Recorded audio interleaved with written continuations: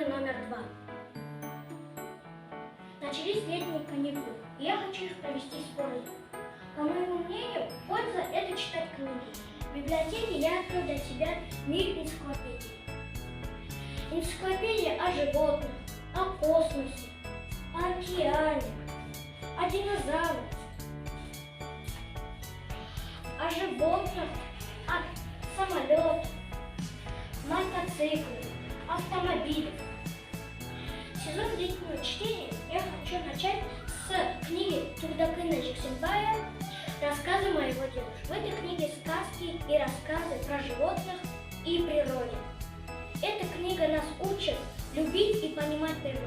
Я рекомендую вам стать читателями детской библиотеки.